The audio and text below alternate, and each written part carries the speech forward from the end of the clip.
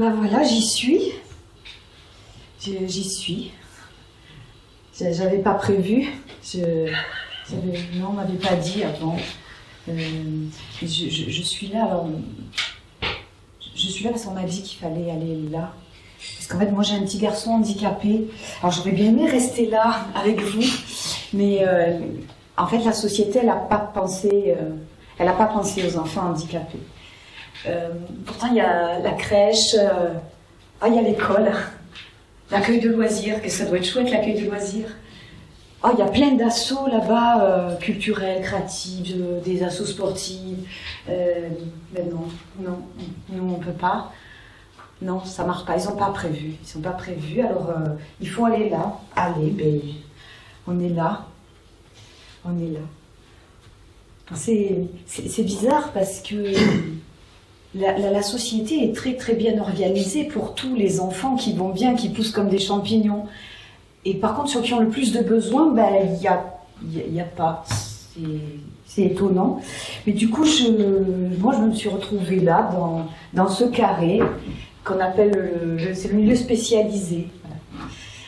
Là, vous êtes dans le milieu ordinaire.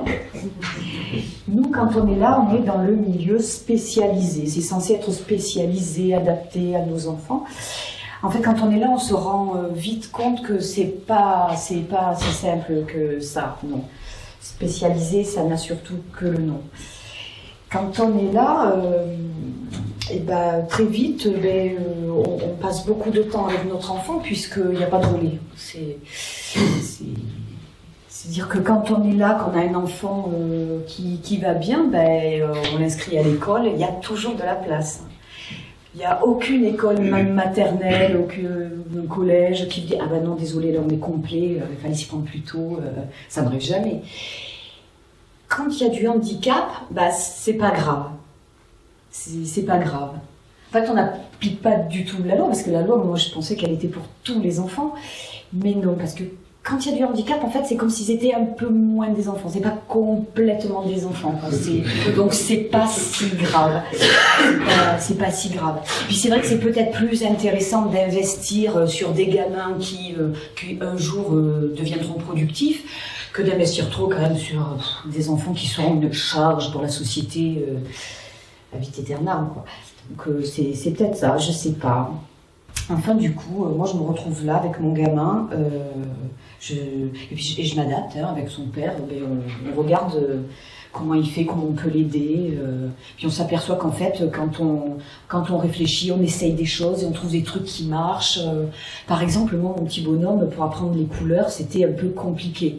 Les enfants des amis, ça allait tout seul, quoi. Mais même nous, ça ramait. Donc, moi, tous les matins, pendant une période, tous les matins, j'installais mon bonhomme à table au moment du petit-déj. Attaché, il y avait une ceinture pour pas qu'il se carapate parce qu'il était un peu hyperactif. Et puis, le peu de temps qu'il avait où c'est possible qu'il se concentre, on échangeait des jetons pour qu'il me dise les couleurs, le rouge, le vert. Puis je sentais que ça marchait. Donc, c'était quand même stimulant. C'était bien, mais avec le recul, en fait, quand je repense à tout ça, je me disais, mais quand même, tout ce temps-là, ces petits bouts de quart d'heure par-ci, par-là, où j'ai travaillé les couleurs avec mon fils, c'était du travail, en fait, c'était du travail d'éduc, quoi. Oui, alors, ce qui m'a aussi... Un éducateur, quand c'est en milieu ordinaire, il travaille avec le milieu spécialisé, mais lui, il est formé, il est diplômé, il est reconnu par ses pairs. Donc lui, quand tu fais du travail éducatif, il a un salaire. Moi, quand je suis là, je fais exactement la même chose. Alors, je ne suis pas éducatrice, mais j'ai des petits bouts quand même, j'ai développé des petits bouts de compétences, notamment d'éducatrice. Et pour faire ce travail-là, moi, je n'avais pas de salaire. Et quand on est ici, on développe beaucoup de métiers comme ça. Alors, je pense que celui d'éducatrice, c'est vraiment quelque chose qui est venu très souvent. Il y en a un autre métier qui est venu très souvent, très souvent. C'est par exemple, mon petit garçon n'a jamais été continent. On a essayé au début, on ne savait pas que ça allait pas le faire, donc on essaye. Puis ça marche pas, donc on change, il faut changer les couches, il faut faire des toilettes, on fait tout un travail d'aide-soignant en fait. Et encore une fois, quand on est là, on est diplômé, nanana, on est reconnu par ses pairs, on a un salaire, même s'il n'est pas très élevé, j'en conviens. Mais quand on est là, on fait tout ce travail-là absolument sans percevoir de salaire. Pas de salaire, ça veut dire ne pas être protégé par le code du travail, ça veut dire ne pas avoir de droit à l'arrêt maladie, on ne cotise pas au chômage, on ne cotise pas, on perçoit une aide, voilà, qu'il faut aller demander. Et puis, qu'est-ce que j'ai développé encore comme métier? Il y a beaucoup, pas mal, quand on y pense, il y en a plein qui remontent. Puis des fois, il y avait des ponctuels, genre le kiné. Parce que mon petit garçon, il fallait un suivi kiné, donc on avait 2 fois par semaine un kiné qui venait à la maison, qui un jour me dit « Ah, au fait, à partir de la semaine prochaine, pendant 3 semaines, je ne serai pas là. Je pars aux Maldives avec ma femme parce que je suis... vanné là, tu vois, ça va me faire du bien là, je vais me ressourcer. Donc t'es là, toi, oui, ok. Bon, après, il a bien le droit de partir en vacances, hein. Il a cotisé, lui. Mais moi, je vais galérer, parce que quand tu veux que je fasse pour trouver un kiné qui vienne juste 3 semaines, qui connaît pas mon gamin, T'inquiète, je vais te montrer 3 trucs, tu vois. Tu fais les massages des points d'appui pour éviter les escarres, tu fais les étirements, je vais te montrer, franchement, t'es tout à fait capable de le faire, il n'y a pas de souci. Oui, ok, je suis cap. Je vais le faire, c'est sûr, mais moi je vais faire ça en plus du reste. Je vais faire ça en plus du reste. Et puis, moi, je ne sais pas combien c'est payé, un kiné, mais en tout cas, moi, je sais que je ne serai pas payée pour faire ce boulot-là, qui va se surrajouter à tous les autres. Dans ce carré bleu, quand on est là, franchement, on rencontre beaucoup d'autres parents. On rencontre des parents, on rencontre surtout des mamans, pour être honnête. Puis on s'échange des tuyaux parce qu'on en est tous un peu là à galérer, quoi. C'est quand votre enfant, il vous dit qu'il a mal aux dents, vous l'amenez chez le dentiste, c'est assez simple. Quand on est là avec un enfant qui ne peut pas s'exprimer, avant de comprendre, de vous rendre compte qu'il y a une carie, la carie, elle est grave, quoi. Elle est conséquente, elle est douloureuse. Et du coup, en échange, toi, tu as trouvé un dentiste, tu m'avais dit l'autre fois, ah oui, je trouve un mec super, il habite à tel endroit. Non mais attends, c'est à 50 bornes, on ne va pas faire 100 bornes aller-retour pour une carie. Ah bah tu comme tu veux, mais moi j'ai pas mieux. Donc ça c'est au début, tu vois, au début. Parce qu'après tu comprends que, ah ouais, 50 ans, super. Génial. C'est une histoire de relativité, je crois. C'est une histoire de normes qui se déplacent tout le temps. Et puis voilà, je discute avec les mamans qui sont autour de moi localement, puis je discute aussi avec des mamans que je vais rencontrer dans d'autres assos, et j'ai notamment rencontré Gisèle dans une asso nationale. Et Gisèle, en fait, on a bien accroché parce que déjà nos enfants ont à peu près le même âge, ils ont le même handicap, du coup on se comprend bien, quand on s'échange aussi des tuyaux, puis on se comprend vraiment bien, on s'apprécie beaucoup, on a le même humour. C'est chouette avec Gisèle. Gisèle, elle habite à Angers, moi j'habite à Agen. Au niveau des lettres, c'est proche, mais ça suit pas. C'est très dommage. C'est très dommage parce que donc Gisèle, comme moi, elle est confrontée aux mêmes choses. Elle se démerde, elle fait comme tout le monde, comme tous les parents d'enfants handicapés, en gros. Et puis on se dit que toutes les deux, on emploie des personnes, on perçoit des aides qui nous permettent d'employer des personnes à domicile, et toutes les deux, on fonctionne comme ça pour être aidés. Alors, être employeur, ça paraît simple comme ça. Mais pas tant que ça, en fait, pas tant que ça. Je veux dire, être employeur, par exemple, il faut commencer à se pencher sur la convention collective de l'employeur particulier, pardon, du particulier employeur, peu importe, et pour connaître les droits, la loi, etc. Ensuite, il faut faire des recrutements, des postes d'une offre d'emploi, à Pôle emploi par exemple, ou sur des sites. Et puis après, on reçoit les gens, on les rencontre. On fait des entretiens. Donc au début, on parle beaucoup, on explique tout sur nos enfants, comment ils sont, ce qu'il faut, etc. Après, on se rend compte qu'il faut laisser parler les gens, parce qu'ils ne vont pas passer 24 heures avec nous. Il faut laisser parler les gens pour essayer de les connaître, parce qu'après, cette personne-là que vous embauchez, vous allez lui confier votre enfant qui ne parle pas et qui ne pourra pas vous faire de retour. Donc il y a tout, voilà, tout ça, on apprend, au fur et à mesure, on apprend. Après, être employeur, c'est faire de la planification. C'est gérer des conflits, hein. C'est plein de petites choses aussi qu'on ne pense pas forcément au départ. Quand on est parent d'enfants handicapés, on est amené souvent à employer des personnes et on doit faire ce genre de travail. Donc moi j'ai développé, comme Gisèle, plein de savoirs au niveau en tant que... Alors employeuse, c'est peut-être pas un métier, mais en tout cas c'est la fonction d'employeur. Il y a plein de choses à savoir. Et puis évidemment que quand vous recrutez une personne, vous lui dites pas, tu viens demain 8h, c'est bon, je peux me casser, ok, ça marche. Non, ça marche pas. La personne, quand elle vient à 8h, le matin, vous allez devoir passer une journée avec elle en doublon pour lui expliquer plein de choses, tous les points de vigilance, les trucs auxquels il faut faire attention, ce qu'il faut faire, ce qu'il ne faut pas faire, etc. Il faut qu'elle soit rassurée, la personne. Il ne faut pas qu'elle soit comme ça quand vous partez. Voilà, il faut mettre tout ça en place. Donc là, on développe toutes des compétences de formatrice. Moi, j'étais vraiment formatrice. Alors, il y en a des formateurs qui sont très très bien payés, mais moi, c'était pas le cas parce que moi, je n'étais pas payée. Puis avec Gisèle, alors, on était confrontés à ça, là, tout ça. Non, parce que c'est pénible quand même on se sent exploité quand même, tu vois, quand on fait ce travail-là et qu'on n'a pas de salaire. Donc on essayait un petit peu, avec Gisèle, on discutait d'essayer de contourner un petit peu le système tout le temps. Pof. Et puis on a pensé à un truc qui ne pouvait pas se mettre en place parce qu'elle habite à Angers et que j'habite à Agen.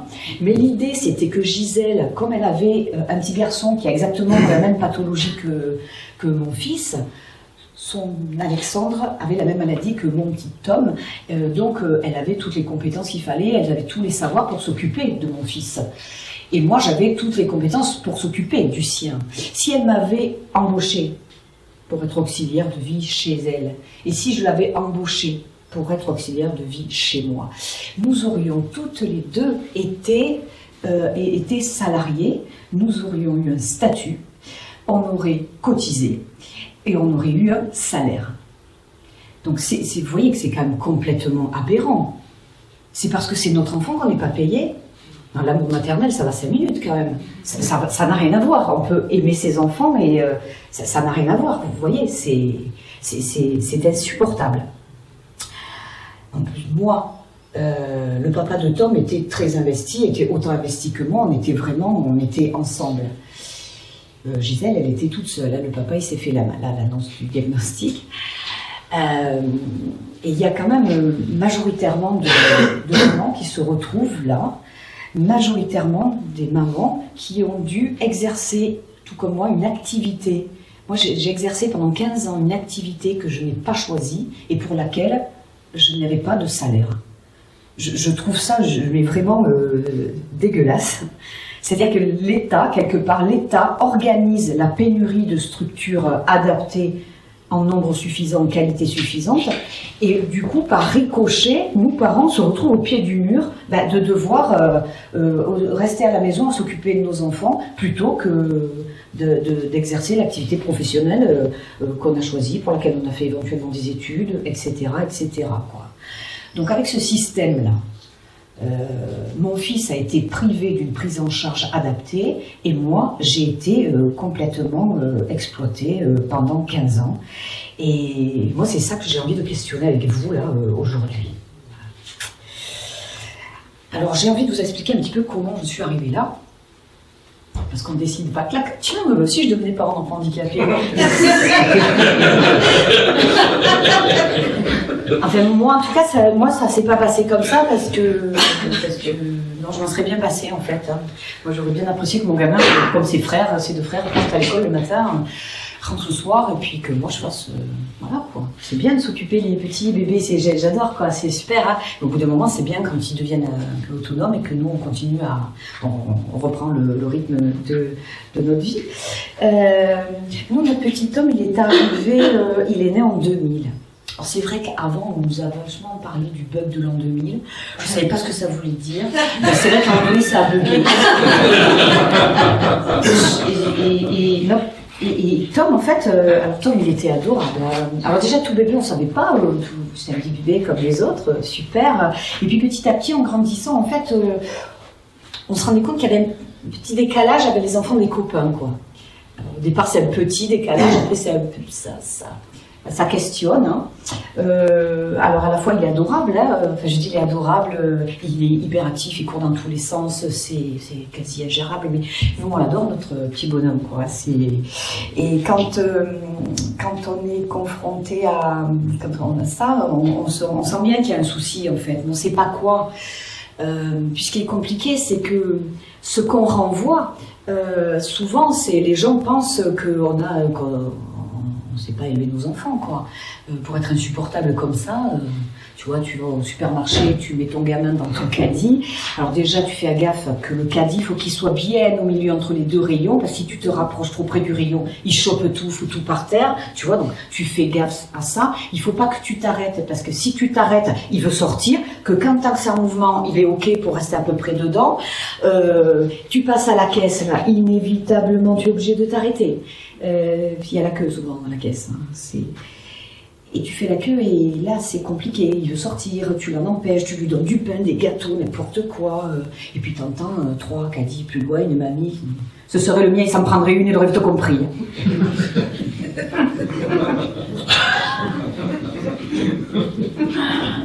Je veux dire, toi tu vis avec lui, tu sais très bien que c'est pas à coup de benne que ça va rentrer dans le rang, quoi. Ça va pas marcher, tu crois pas du tout.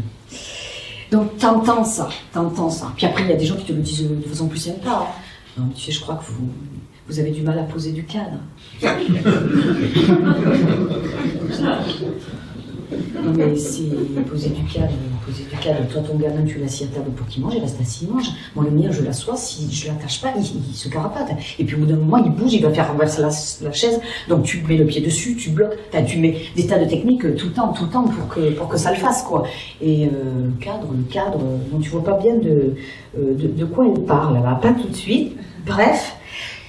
Et du coup, tu vas voir ton pédiatre, tu vas voir le pédiatre, quoi. Quand on a des petits comme ça, il y a des trucs un peu obligatoires, on va régulièrement dans son pédiatre. Nous, à chaque fois, on lui en parle de ça au pédiatre. Hein. On lui dit que nous, on pense qu'il y a un souci. Faut pas vous angoisser comme ça. Chacun son rythme. Chacun son rythme, parce que physiquement on a carburé, hein. Intellectuellement c'était plutôt... Alors ok, les enfants, on apprend que dans le développement de l'enfant, ils avancent pas dans tous les domaines en même temps. Enfin là c'était quand même... il y avait souci, quoi. Et on insiste. Alors, cette histoire de chacun son rythme, on se sentait pas compris vraiment, quoi. Enfin, on n'avait pas la prétention d'avoir fait un génie, mais juste quand même, il y avait un souci, quoi. À force d'insister, de prendre la tête au pédiatre, il nous oriente vers un CAMS. Un CAMS, c'est un centre d'aide médico-sociale précoce. C'est un dispositif qui suit les enfants de 0 à 6 ans. On y retrouve des orthophonistes, des psychomotriciens, des kinés, des infirmières, médecins, etc. Donc on va dans ce CAMS et on fait des examens et on va se prendre la première grosse claque. C'est-à-dire que le CAMS va évaluer notre enfant et effectivement, Tom a un retard intellectuel, a un retard psychomoteur. Donc là, c'est terrible, parce que là, c'est posé, il n'y a plus d'échappatoire, c'est clair. Hein. À la fois, il y a un petit côté qui est aidant, c'est que là, la société nous renvoie quand même qu'on ne dit pas que des conneries, nous, parents. c'est qu'il confirme que effectivement nos soucis, nos peurs, nos angoisses, c'était pas pour rien, quoi. Donc là, le CAMS a commencé à faire des recherches des maladies les plus courantes et tout revient négatif et ça s'arrête là.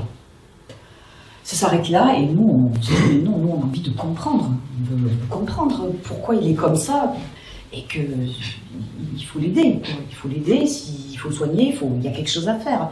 Mais pour ça, il faut savoir ce qu'il a. Le CAMS, ça bouge plus.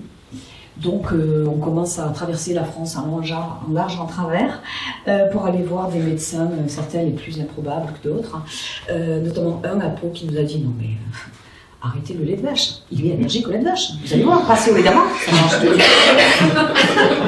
toi tu t'es tapé, je sais pas combien de bornes, t'entends ça, tu te dis bon, de toute façon on peut en emmener, franchement on n'est pas allé à Lourdes parce que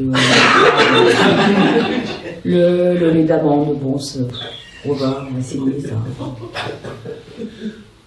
Bon, on a pu constater que le lait d'amande doux n'a absolument aucun effet sur l'hyperactivité. Vous interrogez, vous emmerdez pas à aller à Pau, hein. Ça ne marche pas. Ça ne marche pas. Toi, Tom, à la maison, ça bouge pas. C'est-à-dire qu'on est passé à table, mais vous, chez vous, peut-être, quand vous passez à table, vous mettez les assiettes, les couverts. Si vous avez des invités, vous faites un peu joli, tout ça, nana. Nous, ça, c'est pas possible. Parce que si on fait ça, Tom, tout vole. Avec la banane, hein, parce qu'il est hyper joyeux. Hein. Lui, à 2 ans et demi, 3 ans, il a une pêche. Il est content, il chante, il bouffe comme 4, mais il tient pas en place. Quoi. Il tient pas en place. À la maison, tout est épuré. Voilà. C'est style... il n'y a pas un bibelot qui traîne, il n'y a pas un magazine parce qu'il bouffe tout, il n'y a pas un géranium, voilà, tu fais gaffe à tout. Enfin, tu fais gaffe, tu t'adaptes. Hein. Une fois qu'il a bouffé un géranium, ben, tu vires le géranium. Tu fais surtout gaffe à tes clopes. Hein. Parce qu'un enfant hyperactif qui bouffe un paquet de clopes, enfin, je veux dire au niveau... Là par contre c'est comme vous et moi, je veux dire après un paquet de clopes il vomit et je sais pas si vous imaginez un enfant hyperactif qui vomit surtout que quand toi tu nettoies derrière lui il continue à faire des conneries. Enfin, bon, donc à la maison vous passez à table, d'abord on dit aux gens de s'asseoir, on est un peu sec parce que les gens qui sont pas habitués non, tu t'assois d'abord. Tu vas chercher les assiettes, tu les mets, tu dis tu tiens ton assiette, tu fais gaffe, tu fais ça à tout le monde. Voilà. Moi j'ai mon petit, j'ai 3 enfants, donc mon deuxième qui avait 15 mois d'écart avec Tom, donc il était pichou. Hein. Quand on passait à table, donc tu tiens ton assiette. Tu emmènes les coquillettes et le jambon d'York. Et si jamais l'assiette volait, parce qu'à 2 ans et demi, des fois ils sont pas. Voilà, et à un moment donné, Tom passe, l'assiette vole, et évidemment, qui sait que t'engueules celui qui comprend, quoi. C'est, Tom, il continue comme une fusée, et puis, et ben Arthur, mais enfin, Arthur, fais gaffe à ton assiette, quoi, on te l'a dit 30 fois. Voilà. Mon petit, il a grandi, c'est après, avec le recul, là, que je me dis ça, il a grandi quand même tout petit en disant, fais gaffe à ta bouffe, quoi.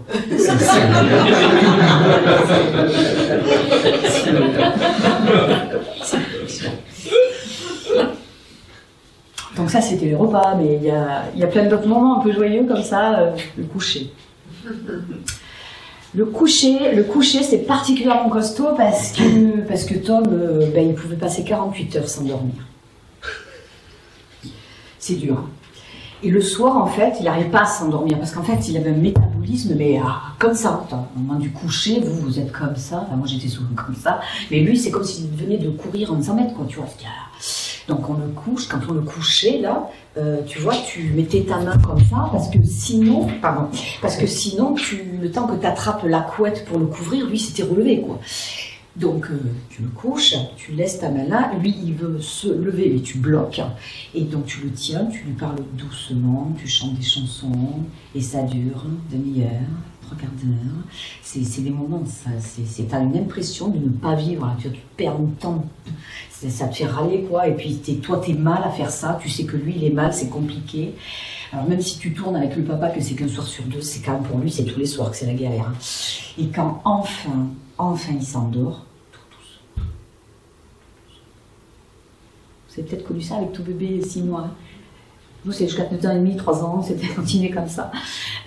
Tu faisais super gaffe en partant de ne pas le réveiller, parce que sinon tu te retapais 30 minutes, 3 quarts d'heure de plus, quoi. Voilà. Ce qui était hyper frustrant pour moi, c'est quand ça arrivait que je monte avec Tom dans sa chambre pour l'endormir, et j'entendais un copain, une copine qui arrivait, j'entendais les bières qui sortaient du frigo, et moi j'avais envie d'être avec eux. Et ben des fois, ça mettait tellement de temps là pour l'endormir que je descendais, et ben j'ai vu personne, quoi. Ça c'est hyper frustrant, vraiment.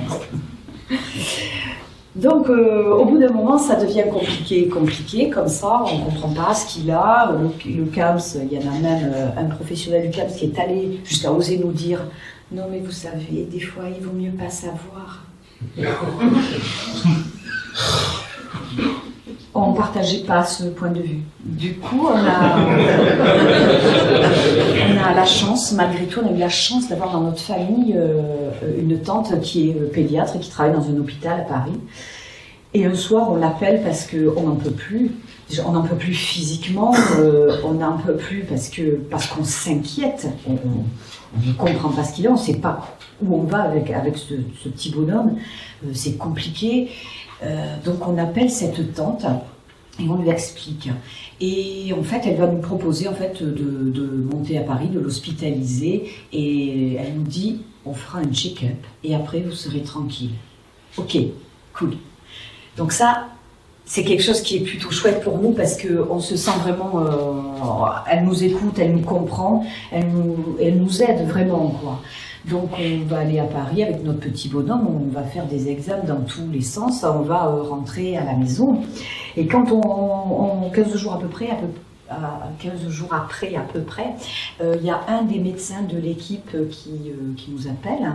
On prend je ne sais pas qui prend l'appel, et elle nous dit en fait on pense avoir trouvé ce dont souffre Tom, mais on n'a pas encore tous les résultats, ce serait peut-être bien qu'on se rencontre. Ben oui, ok. Donc on cale un rendez-vous. Elle nous conseille de venir sans les enfants. Ouais.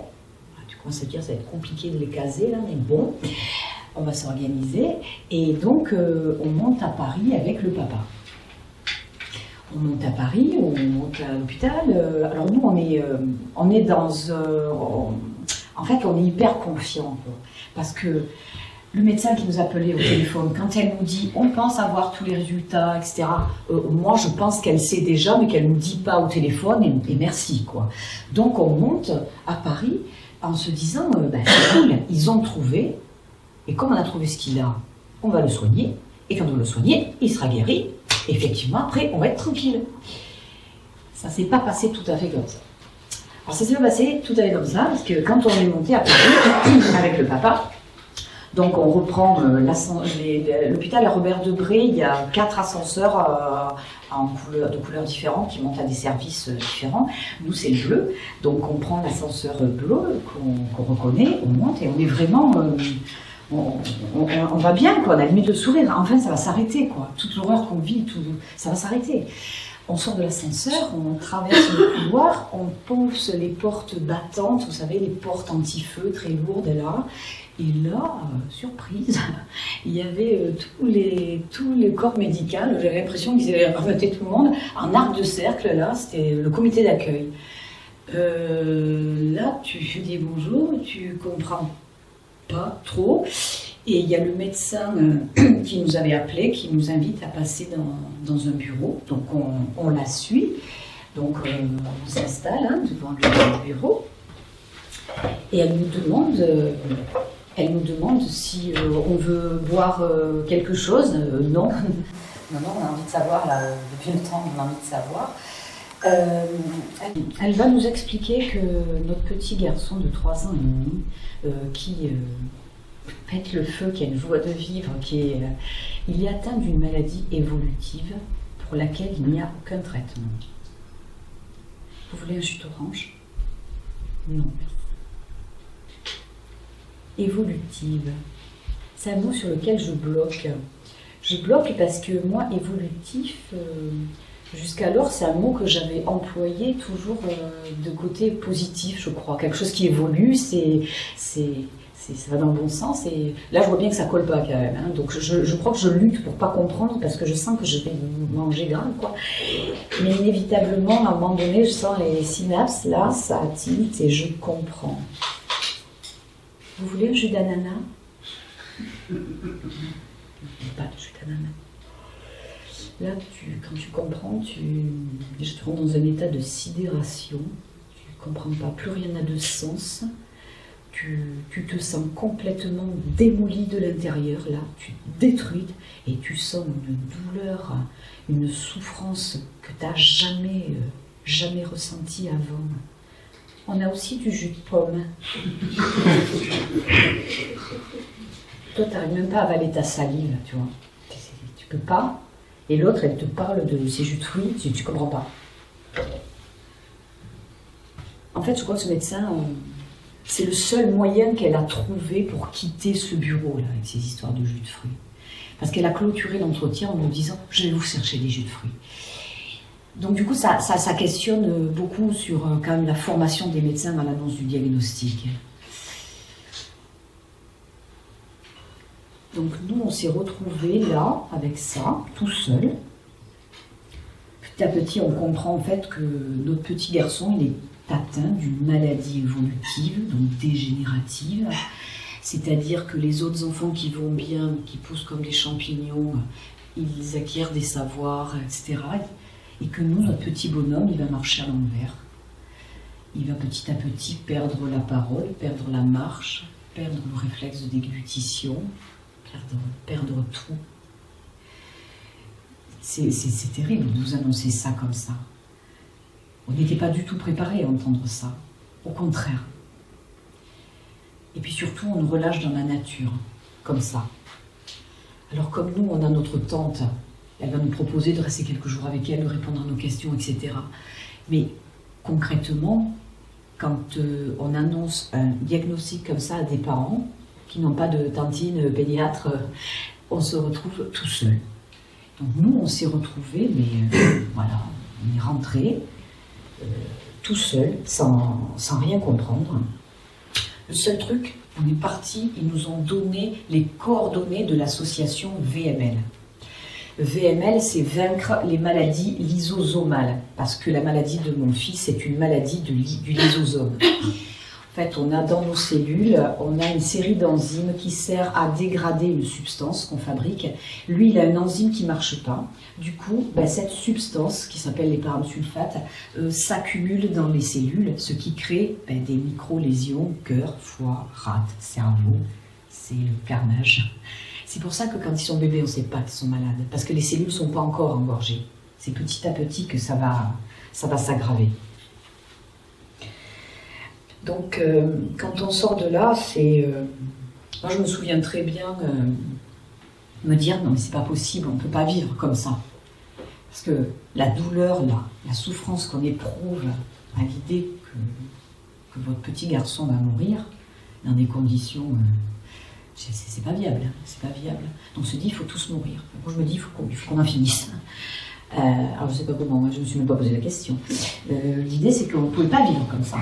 Et puis petit à petit, je me suis dit, mais mon deuxième là, qui est en bonne santé, qui est pas malade, enfin c'est n'importe quoi, il a toute sa vie à vivre lui, et puis on va pas le laisser tout seul, donc son papa il aura qu'à rester avec lui, et moi je vais partir avec Tom. Je ne sais encore pas comment, je ne me pose pas ces questions, c'est juste des issues de secours, des trucs qui se mettent en place comme ça. Et je vais encore avancer jusqu'à me dire, mon petit Tom, il a que quelques années à vivre, chouette, celle-là, il ne faut pas les gâcher, il faut y aller à fond. À partir du moment où j'ai réussi à me dire ça, ça a été un moteur, quoi. Ça a été un moteur pour me dire, voilà, il faut vivre bien les quelques années qu'il a où c'est cool pour lui. Donc on a d'abord bien descendu, bien coulé. Petit à petit, on s'est rapproché au branches. Je ne sais pas comment. Je me suis toujours posé la question de comment il n'y avait pas plus de drame après les annonces de diagnostic. Vu les conditions dans lesquelles c'était, ça se fait parce que moi encore j'étais entourée, quoi. J'ai une famille, des amis, j'ai des gens autour de moi. Nous, on avait des gens autour de nous. Le handicap, ça tombe sur tout le monde, sans distinction de classe sociale, enfin ce que vous voulez, quoi, de religion. Ça tombe aussi sur des mamans toutes seules, quoi. Donc nous, petit à petit, on a remonté et puis on a un jour appelé cette fameuse association VML, Vaincre les maladies lysosomales. Alors VML, en fait, c'est une association de parents et qui travaille principalement sur trois grands projets. C'est-à-dire qu'ils travaillent sur la sensibilisation aux maladies du lysosome auprès du corps médical. Parce que moi, mon fils, il n'y avait pas de traitement, mais il y a des maladies cousines dans lesquelles il y a un traitement. Donc si les enfants ne sont pas diagnostiqués, on ne peut pas les soigner. Donc c'est hyper important de faire de la sensibilisation à ces maladies auprès du corps médical. Ensuite, ils travaillent aussi sur des projets de recherche. Parce que autant vous dire que ce n'est pas un marché très lucratif, les maladies rares. Donc VML cherche des sous pour financer des projets de recherche en lien avec ces maladies-là. Et VML a un troisième projet qui est sur l'aspect social, c'est-à-dire qu'ils organisent une fois par an des rencontres familles. Alors ça se passe au centre de la France, à Mont-Fuselier, c'est sous Orléans, de façon parce qu'on est tous éparpillés aux quatre coins de France. Et une fois par an, en 3-4 jours, on se rencontre. Et ça, c'est super aidant, de rencontrer nos pairs, d'échanger des tuyaux, de comprendre, c'est vraiment aidant. Parce que moi, chez moi, je connaissais là mon petit monde spécialisé handicap au niveau local où je rencontrais d'autres parents. Mais si vous voulez, VML, c'est du handicap dans le handicap. C'est-à-dire que déjà, quand on est dans le champ du handicap, il y a la norme qui se déplace par rapport au milieu ordinaire. Mais quand on est là, ça se déplace encore quand on est là. Moi, à VML, je parlais avec des parents qui allaient perdre leurs enfants ou qui avaient déjà perdu leurs enfants. Et on en parlait très simplement. Parce que c'est notre vie, c'est notre vécu, c'est notre histoire. Et que moi, j'avais besoin de comprendre où est-ce que j'allais aller. Moi, j'ai participé à des ateliers avec des parents qui avaient perdu leur enfant. Je voulais y aller pour comprendre qu'est-ce qu'ils disaient ces parents-là, qu'est-ce qu'ils avaient compris, où j'allais. Il me semblait que plus j'étais avertie et moins la chute serait rude. Donc c'est vraiment VML, c'est vraiment une asso qui m'a beaucoup aidée. Et VML organise donc aussi des séjours vacances. Parce qu'évidemment, il existe des séjours où on va confier son enfant handicapé. Nous, avec notre enfant qui était de plus en plus handicapé, malade, c'était pas possible de le laisser partir tout seul. C'est pas possible dans le sens où on n'allait pas avoir de retour de lui directement, il fallait avoir confiance, c'est compliqué. Et puis, vu le peu de temps qu'on avait passé avec lui, on avait envie de partir en vacances avec lui. Et VML permettait ça. VML organisait des vacances, donc tu choisis pas où tu vas, mais c'est pas grave. Donc on partait une semaine et tout était organisé. Alors déjà c'est VML qui s'occupait de louer les lits médicalisés, de trouver le kiné qui allait intervenir, le prestataire, tout ce qu'on a besoin en fait. C'est aussi, ils vont mettre en place une équipe de bénévoles à qui on va pouvoir confier notre enfant quelques heures le matin, l'après-midi, pour toi souffler et faire autre chose, quoi. C'était vraiment des vraies vacances. Et je me souviens d'une semaine de vacances à Saint-Gédas de Ruisse, où on allait, donc c'était pension complète, chouette. Donc on arrive avec nos loulous, je partais souvent avec Gisèle d'Angers, on s'organisait parce que comme ça on pouvait se voir. Et donc une fois on arrive au restaurant, donc les restaurants ils savent pas, ils connaissent pas nos gamins, quoi. Évidemment qu'on ne met pas la table avant d'être assis, on l'a dit tout à l'heure. Hein, donc tu arrives, moi avec mon gamin qui gesticule, voilà, qui tire dans tous les sens, Gisèle pareil avec son Alex, qui passent ensemble, on vire toutes les assiettes tout en les maintenant à distance.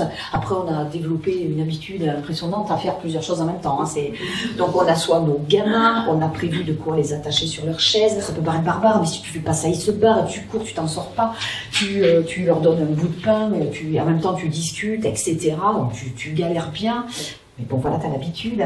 Et plus loin, il y a Odile. Alors Odile, c'est la maman de Sophie. Et Sophie est beaucoup plus âgée que nos enfants. Elle est malade, mais elle est beaucoup plus âgée. Donc elle a perdu la marche depuis bien longtemps. Elle a perdu le réflexe de déglutition depuis bien longtemps. Donc elle est alimentée par son gastrostomie. Une sonde gastrostomie, c'est-à-dire que c'est une opération qu'on fait.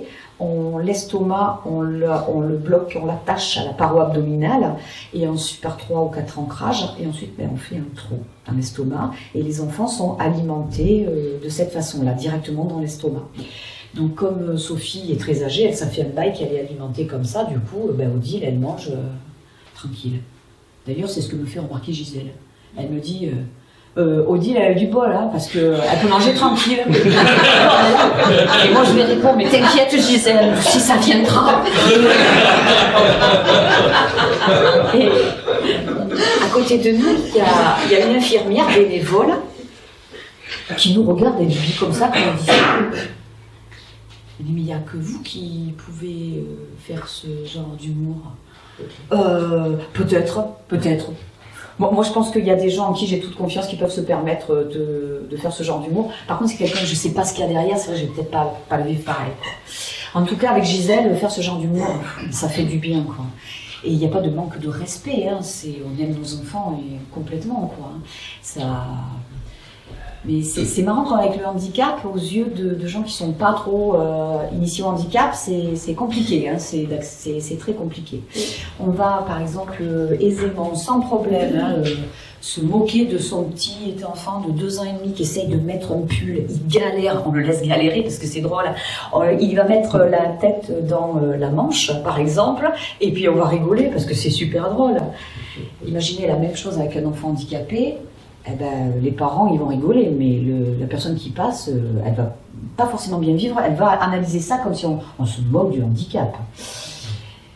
Voilà, il y a tout un humour qui est très aidant, dans tout ça. Donc, à VML, moi, je me rends compte de plusieurs choses. Déjà, je me rends compte que tous les parents bossent, en fait. Ils travaillent tous avec leurs amis, tout le monde galère, quoi. Et là, je me dis que c'est pas moi qui me démerde mal, en fait, hein, parce que je m'étais posé cette question-là, en me disant c'est pas possible, quoi. Il y a des trucs que je sais pas faire, il y a un truc qui... Mais non, en fait, tous les parents galèrent, quoi. Et tous les parents bossent gratos, en fait. Et je me suis rendu compte aussi d'autres choses à VML. Et ça, je m'en suis rendu compte en préparant la conférence gesticulée, là, je n'en ai pas rendu compte avant. C'est que, à un moment donné, c'est quand même l'hôpital public qui nous a orientés vers une association de parents VML. C'est-à-dire qu'il n'y a aucun dispositif de prévu, de pensé et de financé par l'État pour répondre aux besoins des familles qui viennent de se faire décalquer, quoi. C'est VML, alors VML, c'est une association, donc c'est un conseil d'administration avec des parents d'enfants qui ont des enfants gravement malades, c'est des parents d'enfants qui ont perdu, des parents qui ont perdu leur enfant, et tous ces parents bossent. Quand on est dans un CA, on travaille, on bosse gratuitement, on n'est pas payé. Quand on peut faire les vacances, là, on confie nos enfants à des personnes qui sont bénévoles, parce qu'ils n'auraient pas les moyens de financer autant de salaires des personnes qu'on a besoin pour confier nos enfants. Donc dans les bénévoles, il y a aussi beaucoup de mamans. Elles sont précieuses, les mamans, surtout celles qui ont perdu leurs enfants, parce qu'à la fois elles ont les compétences, elles savent, on a toute confiance en elles, et puis elles sont dispo, elles ont du temps. Donc elles bossent gratos, elles ne sont pas payées. Il y a VML aussi pour faire entrer des sous, ils vendent des chocolats. Ils vendent des chocolats à Noël. Et qui c'est qui vend les chocolats? C'est les parents. Donc je ne dis pas qu'il faut arrêter de vendre des chocolats. Je ne vais pas dire aux parents, arrêtez de vendre des chocolats, vous faites exploiter. Sinon le projet VML ne tient plus. Donc si vendez des chocolats, laissez-vous exploiter, c'est pas mal pour les copains. Mais je veux dire, c'est quand même fou. On demande à des parents de travailler pour financer un peu de recherche, un peu de sensibilisation aux maladies lysomales, un peu de social, un peu de vacances. C'est quand même énorme. Parce que VML perçoit aussi quelques subventions publiques, mais pas... Je veux dire, les chocolats, c'est énorme. C'est dans le camembert là, qui nous présente à l'AG, là, il est pas mal. Hein, là. Donc, ça fait flipper, en fait, hein, de voir à quel point le handicap repose sur nous parents. C'est un peu flippant, quand même. Hein. Donc moi, si vous voulez, ça me... Parce qu'en plus, depuis que j'ai perdu mon petit garçon, en fait, j'ai un peu plus de recul. J'ai un peu plus de recul parce que j'ai un peu de temps pour penser. Alors qu'avant, quand tu es dedans et que tu pédales, tu sais pas quoi, tu peux pas réfléchir en fait. Et donc là, j'en suis arrivée, voilà, à me dire non mais c'est pas normal quand même qu'il n'y ait pas un salaire, voilà, un salaire pour les parents d'enfants handicapés qui bossent quoi. Donc je réfléchis, alors qui pourrait payer? Voilà, c'est l'une des premières questions, c'est quand même qui pourrait payer ce salaire? Ben, j'en arrive assez vite à la Sécu quand même, à la sécurité sociale. Parce que du coup, j'ai cherché un petit peu à comprendre ce que c'était la Sécu. Parce que, en fait, moi, je ne sais pas comment, c'est possible, mais moi, je pensais que c'était De Gaulle qui avait mis en place la Sécu. J'étais loin, je crois. Alors en fait, effectivement, ça s'est passé pendant qu'il était là. Mais en fait, j'ai cru comprendre qu'il n'avait pas trop adhéré au truc. En fait, il était un peu obligé, j'ai cru comprendre ça. Et que c'est plutôt un mec, Ambroise Croizard, donc, qui lui était député communiste. Donc oui, effectivement, c'est pas tout à fait le même système de pensée. Et qui en fait a mis en place la Sécu en 1946. Et quand la Sécu s'est mise en place en 1946, les allocations familiales en fait existaient déjà. Et aujourd'hui, quand vous avez à partir de 2 enfants, on a droit aux allocations familiales. Sauf qu'à l'époque, c'était pas tout à fait pareil. À l'époque, les allocations familiales, c'était l'équivalent de 225 heures de travail d'un ouvrier spécialisé de la métallurgie. 225 heures. Mais ça veut dire, au-delà du montant, ça veut dire qu'on considérait bien que le travail d'éducation, que l'éducation des enfants était un travail. Et je ne vous parle même pas de handicap, là. On considérait que c'était un travail, puisque c'était indexé sur le nombre d'heures, c'était l'équivalent d'un nombre d'heures. Donc aujourd'hui, c'est plus 225 heures, même au SMIC, non. Aujourd'hui, c'est à peu près 130 €. C'est 130 €. Et puis c'est surtout que c'est une allocation, c'est une aide. Voilà. C'est-à-dire qu'avant, on considérait que les enfants, s'occuper des enfants, c'était un travail. Aujourd'hui, on estime qu'avoir des enfants, c'est un coût. Ça coûte. Et que pour vous aider à financer ce surcoût lié à l'arrivée d'un enfant, ben, on va un petit peu vous aider. Un petit peu, c'est 130 € de gamin, vous n'allez pas loin, mais on va un petit peu vous aider. Et puis, ben, c'est sous le gouvernement Hollande, c'est Hollande qui en a remis une couche en plafonnant les allocations familiales. Alors pour être honnête, moi avant d'avoir travaillé un peu sur le sujet, moi j'avais trouvé ça très bien quand Hollande il avait fait ça. Je me dis, ben ouais, les gens qui sont le plus aisés, il n'y a pas de raison qu'ils soient aidés. Alors effectivement, si on considère que c'est une aide, ben oui. Sauf que on est à 10 000 là de l'état d'esprit du départ. Parce que si on considère que l'éducation des enfants est un travail et qui mérite un salaire, peu importe si, excusez-moi pour le cliché, mais si votre mari est payé au SMIC, vous, madame au foyer, quand vous vous occupez de vos 2 enfants, vous méritez un salaire. Si votre mari gagne 5 000 € par mois, ben vous, au foyer, vous travaillez avec vos 2 enfants, vous avez droit à un salaire aussi. Pour moi, ça n'a pas de lien. Voilà, ce n'est pas une aide, enfin, ce n'était pas une aide. Aujourd'hui, ça n'est une. C'est bien dommage. Alors, comme on n'a pas de salaire, et qu'il faut bien se démerder tout seul, parce qu'on n'a pas de salaire pour s'occuper de nos enfants, parce qu'on n'a pas de structure pour que nos enfants soient accueillis. Les structures qui existent, il faut passer par la MDPH, Maison départementale des personnes handicapées, pour demander une orientation. Donc eux, ils vont décider si ça va être telle orientation ou telle orientation, ce qui est le plus adapté à votre enfant. Et ensuite, vous allez attendre. Vous allez attendre qu'il y ait une place qui se libère. Parce qu'à l'école, à l'éducation nationale, il y a toujours des places, mais dans l'institution spécialisée, il n'y a pas assez de places. Donc les enfants sont sur liste d'attente. Donc c'est compliqué. Et puis nous, au niveau local, à Agen, parce que VML c'est super, mais c'est loin. À Agen, il n'y a pas de VML. Donc avec son père, des amis, le papa de Tom, nos amis, on a monté une association. On a monté une association qu'on a appelée Tom Enfant Phare, en 3 mots. Enfin, Tom, enfant comme enfant, et phare comme le phare, pour faire un jeu de mots avec Tom, enfant phare, la fanfare. Excusez-moi d'expliquer. En fait, honnêtement, j'ai tellement l'habitude d'expliquer parce que ça touche pas forcément tout de suite. Excusez-moi, je vous ai sous-estimé. J'avais oublié quel public était face à moi. Excusez-moi. Donc Tom Enfant Phare parce qu'on avait envie de rencontrer des gens, des familles qui vivaient des choses un peu similaires, s'échanger des tuyaux, avoir une vie sociale, s'organiser, s'échanger des tuyaux, etc. Et puis on n'avait pas envie, nous, d'aller chercher des sous pour financer la recherche parce que c'est pas à coup de loto qu'on allait sauver notre gamin. Par contre, ce qui allait aider notre enfant, c'est d'avoir des parents qui étaient un peu bien dans leur pompe, donc il fallait se maintenir, être un peu bien, et pour ça, il fallait faire des choses chouettes, et cette association a permis ça.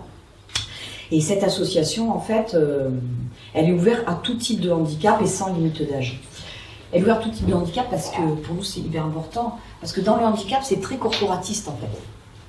Il y a des associations pour l'autisme, il y a des associations pour les myopathes, il y a des associations pour les porteurs de trisomie 21, etc., etc., etc., quoi. Alors que nous, on voulait, on s'en fout franchement, le handicap de votre gamin, s'il a ça, à un moment donné, on croise les mêmes problématiques et c'est bien d'être ensemble pour en parler et voir comment on peut s'organiser autour de ça, quoi. Donc Tom Enfant Phare, c'est ça. Et Tom Enfant Phare, dans les premières choses qu'on a mis en place, c'est des cafés des parents, c'était pour rencontrer les parents et échanger. C'était des rencontres loisirs en famille. Alors pourquoi rencontre loisirs en famille? Par exemple, quand vous voulez aller au restaurant et que vous avez un enfant qui court dans tous les sens, c'est pas vraiment un temps de répit, tu vois, de courir après son gamin pour pas qu'il aille manger dans l'assiette de la voisine. Donc en fait, à Tom Enfant Phare, on organise des sorties resto à plusieurs familles. Du coup, c'est pas le regard des autres n'est pas focalisé sur votre enfant, il est plus dilué. On y va avec des accompagnants qui, eux, gèrent les enfants, ce qui fait que nous, en tant que parents, on va au restaurant avec tous nos enfants, comme vous, et on peut prendre du bon temps, discuter pendant que notre gamin il court et c'est un accompagnant qui court. Ça c'est limite jouissif. Non, bien sûr. Donc on a plein de choses comme ça et puis des fois on se pose et on réfléchit quand même, oui un peu. On se pose sur les problématiques et puis comment on pourrait y répondre. Et dans vraiment ce qui revient vraiment souvent, c'est qu'on nous cantonne là. Dans ce carré bleu, quoi, dans ce champ du handicap, et on en a ras-le-bol, quoi. Je veux dire, nous aussi, on veut y aller à la crèche, à l'accueil de loisirs, nous aussi, on va aller manger au restaurant, même si... Nous aussi, on veut aussi ça. On veut pas des choses extraordinaires, hein. On veut juste avoir accès à des choses comme vous, à des choses comme le stipule juste la loi de 2005, quoi, que tout le monde ait accès à tout, quoi. Et que c'est à vous un peu à y mettre du vôtre, à vous organiser pour faire en sorte qu'on puisse venir avec vous. Donc on a travaillé tout un projet aussi pour que les enfants handicapés puissent aller en accueil de loisirs. Parce qu'en fait, Tom Enfant Phare, c'est un peu là, Tom Enfant Phare. C'est-à-dire qu'on aide des enfants handicapés à passer de l'autre côté, à passer dans le milieu ordinaire. Et c'est génial parce que eux, ça leur permet de rencontrer des enfants non handicapés parce que il y a certains enfants, ils ne côtoient que des enfants handicapés dans leur structure, des éducateurs et après leurs parents. La famille, s'il y en a. Les amis, souvent, il y en a beaucoup moins. Hein. Plus le handicap est lourd et plus ça s'éloigne. Donc, Tom Enfant Phare, c'était ça l'idée quand même. L'idée de, à notre niveau, essayer de changer un petit peu les choses. Alors moi, Tom Enfant Phare, au départ, j'étais bénévole, évidemment. Donc j'ai travaillé beaucoup sans être payée. J'étais dans le conseil d'administration, il y avait d'autres parents comme moi qui travaillaient et qui n'étaient pas payés. On a aussi beaucoup de bénévoles. Et puis nous aussi, on exploite les parents parce qu'on leur demande de vendre des chocolats. Et parce que si on n'a pas ces rentrées-là, on s'en sort pas, quoi. Donc après, c'est une association qui a le mérite d'exister, d'être un peu aidante, au niveau local. Et puis ce brassage de parents vraiment permet d'échanger, d'avancer sur le sujet, de comprendre des choses, etc. De s'échanger du matériel, parce que ça coûte cher le matériel. Dans les choses, moi j'avais vraiment besoin qui me coûtaient cher, c'était les véhicules. Parce que les véhicules, je veux dire, au départ, votre gamin, quand il commence à perdre la marche, vous le portez, vous l'asseyez dans la voiture, vous pliez le fauteuil, vous le mettez dans le coffre. Il arrive à un moment, là, c'est plus possible, quoi. C'est plus possible parce qu'il est lourd, parce que vous, les années qui passent, vous mangez double, que vous vieillissez, vous avez cette impression, cette sensation de vieillir quand même 2 fois plus vite que les autres. Et au bout d'un moment, c'est plus possible. Puis lui, la maladie qui avance devient très douloureuse. Vous évitez les transferts. Donc il faut un véhicule dans lequel vous pouvez monter fauteuil et tout dans le véhicule. Ça, c'est l'idéal, quoi. Cette adaptation-là, ça vaut dans les 40-45 000 €. L'aide que vous pouvez prétendre auprès de la MDPH, Maison départementale des personnes handicapées, c'est 5 000 € tous les 5 ans. Mon fils, il n'aide pas vivre assez longtemps pour que je puisse économiser. Non, en plus, ça ne marche pas comme ça. Mais... Donc, juste, c'est pas possible. Et puis, en plus, quand un aménagement à 40 000 balles, vous n'allez pas l'installer sur un vieux trafic qui a 400 000 bornes, quoi. Donc, du coup, c'est pas possible. Ouais, pas possible. Donc, le seul moyen que vous avez, c'est de l'acheter d'occasion, déjà tout équipé. Donc, moi, j'ai acheté 3 véhicules comme ça dans ma vie parce que ça met très longtemps. Quand vous voulez acheter une Clio, ça va assez vite, mais quand vous voulez acheter un camion adapté exactement comme vous voulez, c'est vraiment la galère. Donc moi, les 3 véhicules que j'ai achetés, je suis allée les chercher à Pétaouchnok à chaque fois. Et donc on s'adapte après. Un de mes véhicules que j'avais, celui que j'ai préféré, parce que c'était un multivan, j'aimais bien le multivan, parce que ça renvoie à plein d'autres choses, même si moi, j'allais pas faire du surf.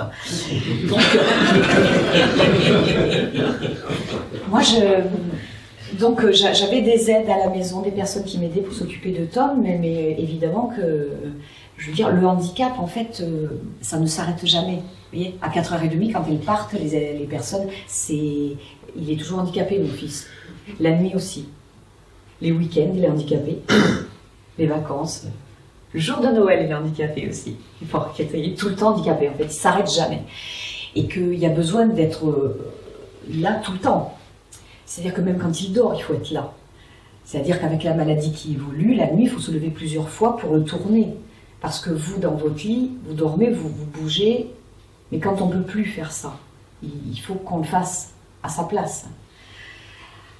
Il y avait aussi, par l'évolution de la maladie, une prolifération des muqueuses qui obstruaient les voies respiratoires. Donc au niveau respiratoire, c'était compliqué. Là aussi, la nuit, il fallait se lever pour l'aspirer, juste pour qu'il s'étouffe, quoi.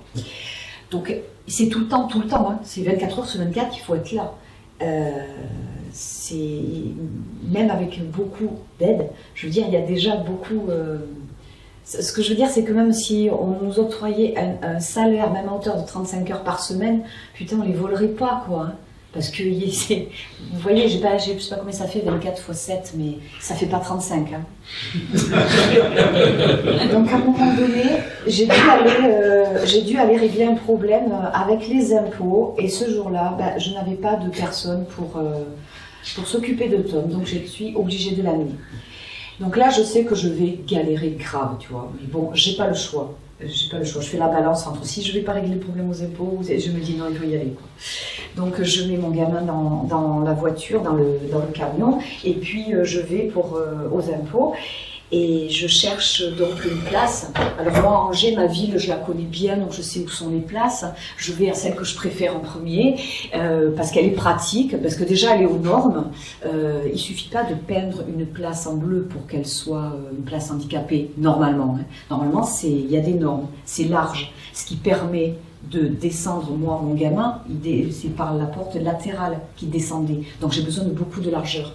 Donc je vais à la place que je préfère. Malheureusement, elle est prise par quelqu'un qui a son macaron. Elle est comme ça, elle est arrivée vers moi. Je continue, je cherche. Je sais qu'il y en a une autre que j'aime bien. Donc je roule, je vais voir. Merde, elle est prise aussi, mais par quelqu'un qui visiblement est pour 5 minutes. Donc tu continues, tu cherches, et puis à un moment j'ai pas le choix, je suis obligée d'aller là. Et moi cette place je l'aime pas. Je l'aime pas déjà parce qu'elle est pas aux normes, je vais galérer. Et à la fois, là, j'ai plus trop le temps, parce qu'il faut beaucoup de temps quand on est avec Tom, il me fallait beaucoup de temps, qu'on ne se gare pas pour partir en courant. Et cette place, je l'aime pas parce qu'elle est étroite et que je sais que je vais galérer. Et à la fois, je me dis là, ben, j'ai pas trop le temps, je vais quand même me garer là parce que la place juste à côté est libre. Il y a personne, donc je pourrais manger dessus. Donc, ben, je me gare sur la place que j'aime pas. Je descends, je fais le tour de mon véhicule. J'ouvre la porte latérale, j'attrape la télécommande.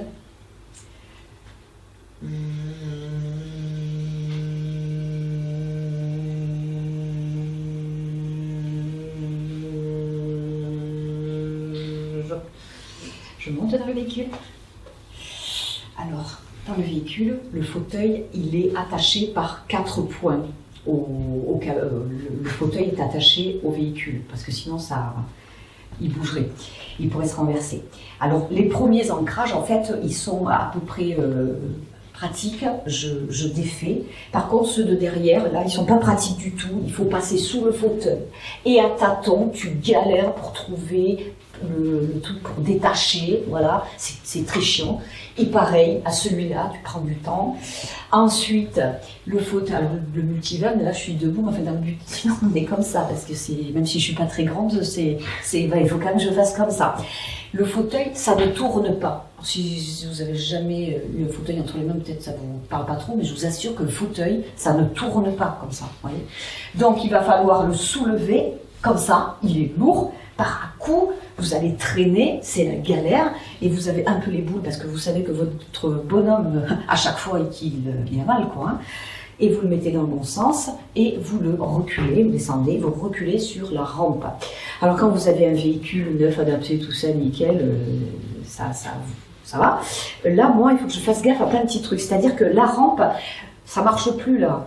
La butée, là, elle n'y est plus. Donc si je tiens pas le fauteuil, boum, il part à l'inverse. Donc je maintiens le fauteuil, je prends la télécommande et là on descend.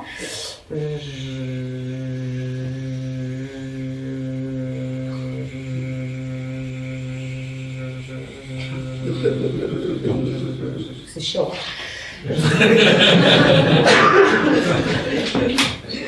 Je sors Tom de la rampe, je le mets un peu plus loin. Je mets les freins. Si je mets sa penche, c'est mieux. Je prends la télécommande, rebelote.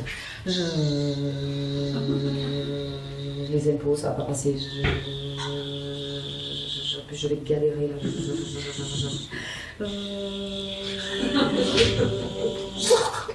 Là, hop, on ferme la porte, on ferme la clé et on part avec Tom. Je me dépêche un peu. Je vais vous faire grâce de la demi-journée que j'ai passée aux impôts. Parce que c'était très chiant, ça n'a pas grand intérêt. Même l'accessibilité, je ne vais pas en parler. Il faudrait une conf entière. Quand je reviens, ben oui, ce que devait arriva. Il y a un con, il s'est garé là-bas. Enfin, je dis un con, il a le droit à la fois. Hein. Il a payé par mètre, il se gare.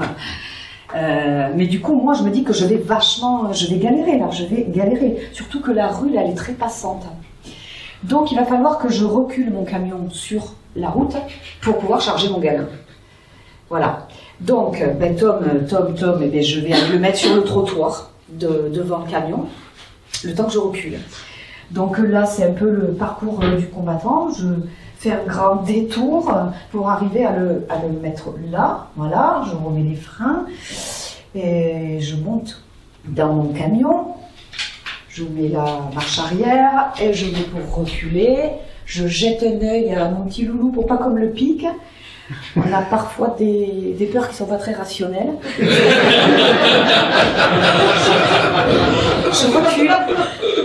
Je recule sur la chaussée. Alors quand je recule, je vois arriver là un mec, il vient, il ralentit, ça arrête, moi je recule, je descends du véhicule, je lui fais que t'es minutes, et puis je me casse pour chercher mon gamin. Mais qu'est-ce qui se passe là? Qu'est-ce qui se passe dans la tête du bonhomme qui est là? Lui, il roule, il voit un camion qui recule, qui s'arrête, et il voit une nana qui lui fait comme ça, et qui se barre en courant. Donc, je comprends pas, donc il attend un peu. Je pense que je me suis fait insulter quelquefois sans le savoir. Il regarde, au bout d'un moment il klaxonne. Donc moi, je suis allée récupérer mon pépère qu'on m'avait pas piqué. J'ai quand même la pression. J'ai la pression parce qu'il klaxonne, je sais que j'emmerde les gens, quoi. Donc je refais le tour. Alors j'évite les orodateurs, les poubelles, les vélos. C'est impressionnant quand on est en fauteuil, tout ce qui peut nous emmerder sur un trottoir. Parce que quand on marche, on ne se rend pas compte, hein, on court, on vole. Mais quand on est en fauteuil, tout ça, c'est vraiment galère.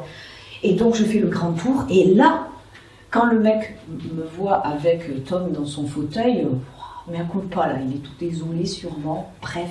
Donc ben, moi je me dépêche, je fais ce que je peux. Voilà.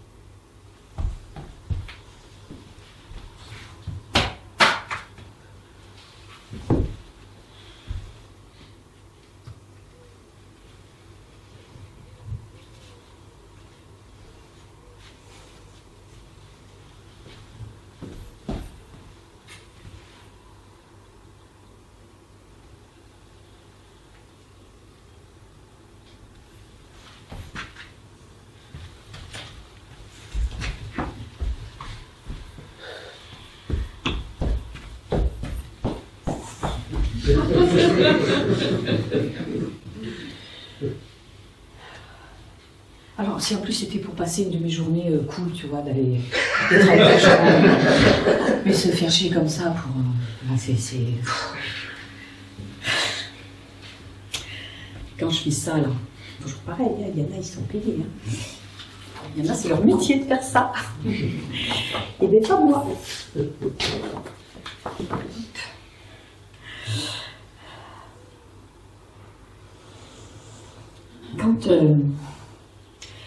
Quand je rentre, en plus,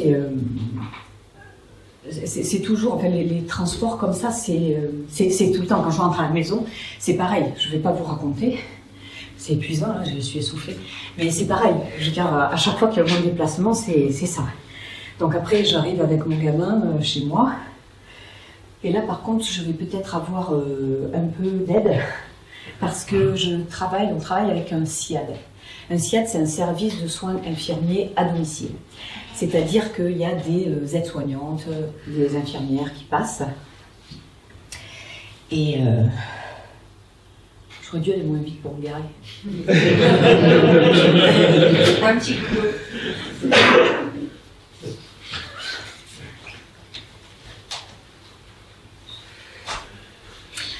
On travaille avec un SIAD parce que, je veux dire, changer une couche, je sais faire, hein, je sais bien faire. Mais quand il y a l'aide-soignante qui vient le faire, mais ça vous fait ça de moins à faire.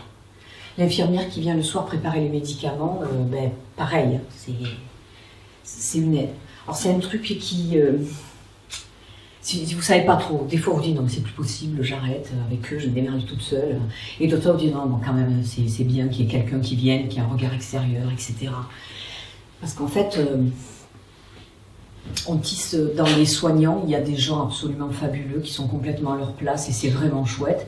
Et puis après, il y a des gens qui ont besoin de travailler, d'avoir un salaire, je crois, mais pour qui c'est la corvée. Et vous, en tant que parent, de confier votre petit bonhomme à quelqu'un que vous ne sentez pas comme ça, c'est pas facile. Et puis, les soignants qui sont très investis, ben, c'est sûr que ça les percute un peu, de voir qu'il y a des collègues qui ne sont pas sur la même longueur d'onde qu'elles, etc. Bon, on parle de tout ça, parce qu'on travaille avec des gens sur la longue durée, donc on les connaît, on tisse des liens. Et puis au bout d'un moment, on tisse des liens qui fait que vous êtes un peu au courant de ce qui peut se passer, s'échanger dans leur réunion interne. Et on m'a rapporté quelque chose une fois qui m'a vraiment... en fait, il y avait une aide-soignante qui est venue un soir et c'était l'été et moi je buvais une bière. Alors je ne savais pas que c'était pas légal quand on est parent d'enfants handicapés. J'ai osé boire une bière et surtout, il y a une de ses collègues qui a dit « Ah bon ? Mais moi, quand je suis passée la veille, elle buvait une bière aussi. »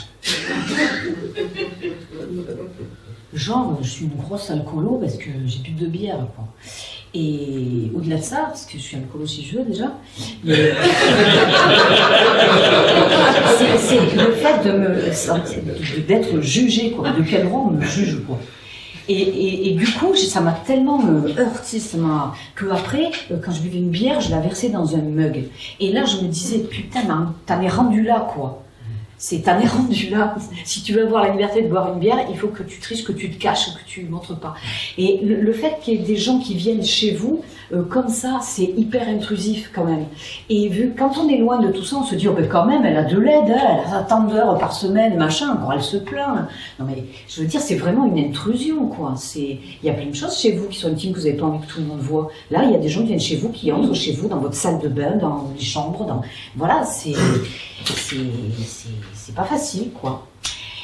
Et donc, moi, des fois, je me disais, vraiment, j'aimerais m'en passer, je crois que c'est moins pire. Et puis d'autres fois, je me disais quand même, c'est bien d'avoir un regard extérieur. Parce que quand on est dedans tout le temps, c'est peut-être, on ne voit pas tout quand même, c'est bien d'avoir quelqu'un qui est un peu extérieur. Et notamment, Tom, avec l'évolution de la maladie, son état se dégradait, il était de plus en plus douloureux. J'avais de plus en plus de mal à le soulager. Et des fois, j'attendais l'infirmière, là. J'attendais l'infirmière pour qu'elle valide ce que je disais, quoi. Et là, t'espères que ce sera une telle, parce qu'elle est super chouette et qu'elle comprend, elle est à l'écoute et machin. Et là, oh merde. C'est une infirmière qui est là depuis 15 jours. Bon, tant pis, elle est là, puis l'infirmière. Donc je lui dis, là je trouve que Tom, il est vraiment mal. Moi, je le trouve pas si mal que ça, hein. Là, j'ai perdu. Là, je sais que j'ai perdu. Parce que là, si j'appelle l'hôpital, c'est très clair qu'eux vont contacter le SIAD. Et là, l'infirmière en question va leur dire « Oui, non, la maman, elle était un peu angoissée, mais non, il n'était pas si mal que ça. Hein. Ok, emballé, c'est pesé, terminé. » C'est quoi ce système? C'est quoi ce truc? Je veux dire, pourquoi elle réagit comme ça, l'infirmière? Moi, je pense qu'elle réagit comme ça parce qu'elle n'a aucun espace pour déposer. Elle ne peut pas se laisser toucher. Elle est obligée de mettre une distance, parce que si elle ne la mettait pas, je pense qu'elle se prendrait tout en pleine poire et qu'elle ne gérerait pas et elle ne pourrait plus travailler. Pourtant, il faut bien se laisser un peu toucher pour comprendre ce que vit l'autre et être aidante. Donc là, si vous voulez, on s'est retrouvés toutes les deux dans un système où ni elle ni moi n'avons pu porter secours et soutenir et soulager Tom. Par la suite, l'état de Tom, évidemment, a continué à se dégrader. Et à un moment donné, on nous a proposé qu'il aille en soins palliatifs.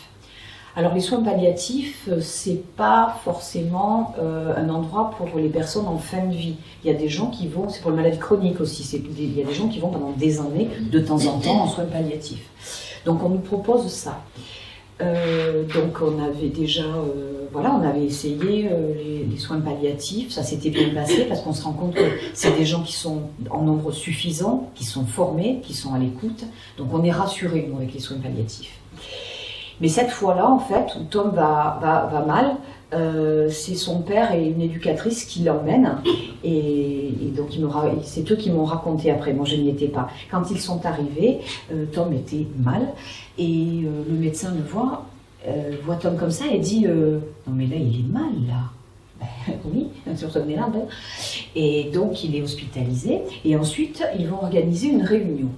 Donc dans cette réunion, il y aura les soignants, les médecins du service des soins palliatifs et il y aura des personnes du SIAD, du service de soins infirmiers à domicile. Et là en fait, il y aura aussi Mathilde, parce que moi en tant que parent, je ne peux pas y être. Et oui, je suis maman, moi je ne suis pas professionnelle, je ne suis pas objective, je ne suis pas tout ça. Là. Donc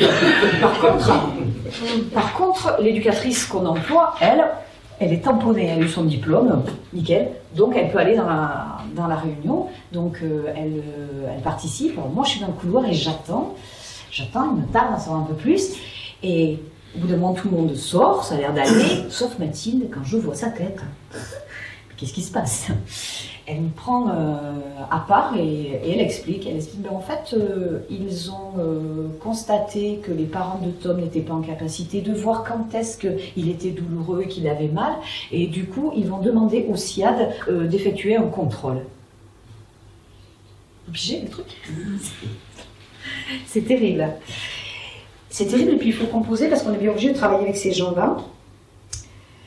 On est obligé. Donc nous, on continue là notre quotidien avec son père à gérer tout ça, à gérer, à coordonner tout ce qui est les liens entre l'hôpital, le SIAD, tous les intervenants, un libéral, le kiné par exemple, le prestataire qui va d'alimentation pour la gastrostomie. Enfin, il y a énormément de choses en fait. Tu es tout le temps au téléphone. En train d'organiser les choses, de rappeler un tel, de rappeler bidule. Voilà, ça c'est du travail de secrétariat qui se faisait tout le temps, de passer des coups de fil et des machins. Mais il y a aussi un autre métier qui demande à vraiment... c'est celui de l'appeler coordinatrice, parce que c'est vraiment... tu as toujours en tête de coordonner les gens, où est-ce qu'ils sont, quand, comment, les prises en charge. C'est super lourd de faire tout ça. C'est très lourd et c'est gratos. Encore une fois. Et puis je vois qu'il me reste un petit panneau que j'ai oublié. Pourtant, c'est celui-là quand même. Où on a préparé avec son père les dosages de médicaments pendant des années. On était même au-delà du cahier des charges d'une infirmière. Puisqu'on ne se contentait pas d'appliquer une ordonnance, c'est-à-dire que par rapport aux symptômes que développait Tom, il fallait adapter les médicaments, dire on va lui donner ça et pas ça, ou bien on va lui donner un peu plus de ça, un peu moins de ça. Alors évidemment quand on ne savait pas, on avait un médecin qu'on pouvait appeler, Tom était suivi dans un centre de référence à Lyon, donc on pouvait appeler, etc. Mais dans le quotidien, le médecin n'est pas dans le placard, il faut se débrouiller tout seul, quoi. Donc on faisait aussi tout ce travail-là. Donc Tom ensuite était donc hospitalisé en soins palliatifs et en fait le service des soins palliatifs va organiser une réunion à laquelle nous sommes conviés cette fois et on va nous demander qu'est-ce qui est le plus important pour nous par rapport à Tom, qui ne souffre pas. On ne veut pas qu'il souffre. Alors on peut le mettre sous sédation, c'est-à-dire on peut le sédater, lui donner des médicaments pour qu'il s'endorme et qu'il ne souffre plus. Oui. Oui, le plus important c'est qu'il ne souffre plus, tant pis s'il ne voit plus. Il est probable que la sédation écourte sa durée de vie. De toute façon, Tom, il a plus de vie. Ça fait tellement longtemps qu'il n'a plus de vie. Tom, quand on fait la balance des petits moments un peu chouettes pour lui et tout ce qu'il souffre, ça ne vaut plus le coup. Donc on va donner notre accord, on va dire qu'on est OK. On est d'accord pour que notre petit bonhomme parte. Pendant 5 jours, avec son père, on décide de demander aux éduques, aux gens, à nos salariés de ne plus venir à l'hôpital. Enfin, elle pouvait venir le voir, mais de ne plus travailler. Que nous, avec son père, on va se relayer pour être tout le temps là avec lui. Le 29 juillet 2017, je vais passer la dernière nuit avec Tom. Et le matin, son père arrive vers 8h pour me relayer. Et on avait l'habitude de discuter 5-10 minutes pour échanger, voir comment c'était passé, etc. Ce matin-là, il y a Eva qui est rentrée dans la chambre. Eva, c'est une aide-soignante du service des soins palliatifs qui est absolument super. Elle s'est approchée de Tom et elle nous a dit « Je vais vous laisser parce que je pense qu'il est en train de partir ». On s'est rapproché avec son père et Tom a respiré 3 fois et il est parti.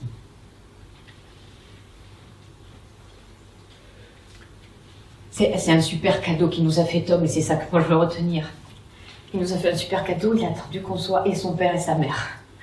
Et ça n'arrivait que 2 fois 5 minutes par jour. Donc il était capable aussi de ça, qu'on n'aurait pas cru. Enfin, que les autres n'auraient pas cru. Et donc super. Voilà, il est... Et du coup, une fois que Tom est parti, alors moi j'ai vraiment coulé, c'était pas bien. Et son père a plutôt repris les choses en charge, et toutes les histoires d'obsèques, de machin. Et moi un jour je me suis un peu réveillée, et puis en fait je me suis rendu compte que je suis allée sur, vous savez, l'application de la CAF. Ah mais Tom il n'y était plus. Du coup je vais sur Amélie. Ah mais ils l'ont viré aussi. Mon fils, il avait disparu administrativement. Il n'existait plus. Donc ça c'était vraiment terrible. Il n'existait plus non plus. C'est-à-dire que du jour où votre enfant décède, toutes les aides que vous percevez s'arrêtent du jour au lendemain, puisque les aides sont liées à lui et pas à nous parents. Donc du jour où votre enfant décède, vous vous retrouvez mais éjecté du carré bleu. C'est d'un radical impressionnant, quoi. Et là, quand on est là, moi j'ai perdu l'habitude de vivre là. Quand on a passé 15 ans là, c'est pas facile d'être là du jour au lendemain. Oh, Gisèle. Ben oui, Gisèle, elle est là. Gisèle, ça fait 6 mois qu'elle est là. Parce que moi, mon petit bonhomme, Tom, il est parti le 30 juillet 2017. Et Alexandre, il est parti en janvier de la même année. Par contre, la différence entre elle et moi, c'est que moi, Tom enfant phare, je suis salariée. Donc moi, j'étais plus capable de travailler après ça, mais j'ai été en arrêt maladie et j'ai perçu des indemnités journalières. Gisèle, elle percevait que des aides, un dédommagement aidant familial, et elle percevait aussi une pension alimentaire du papa. Puisque Alexandre il est décédé, elle est libre comme l'air, hein. Elle peut aller bosser, elle n'a plus besoin d'aide. Et le papa, évidemment, il n'a pas besoin de son reste, il a arrêté le virement de la pension alimentaire. Donc si vous voulez, moi, ça, à chaque fois, je reviens quand même, je bute là-dessus de me dire, si Gisèle, elle avait été salariée, là, elle perd son emploi, excusez-moi, et du coup, elle aurait eu droit au chômage. Là, elle s'est retrouvée sans rien du jour au lendemain. Donc, jusqu'au bout, pour moi, la question d'un salaire pour les parents d'enfants handicapés, elle est quand même plus que légitime, quoi. Merde, vraiment. Alors, la Sécu. On en revient toujours là. La Sécu. La Sécu, on me dit, non mais la Sécu, t'as pas entendu parler du trou de la Sécu, ça te dit rien? Si, ça me dit, moi depuis toute petite comme ça, j'entends parler de la Sécu et du trou. D'abord, je suis sûre que je savais pas encore ce que c'était la Sécu, que je savais qu'il y avait un trou dedans.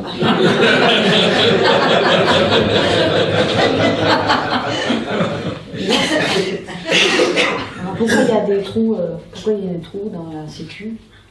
Alors j'ai cherché un peu pourquoi il y avait des trous, parce que l'idée de base de la Sécu, c'est on prend chacun un petit bout de notre salaire, et on le met dans un pot commun, et puis avec ce pot commun, on finance les accidents de la vie, la vieillesse, les arrêts maladie, il y a la branche famille, etc.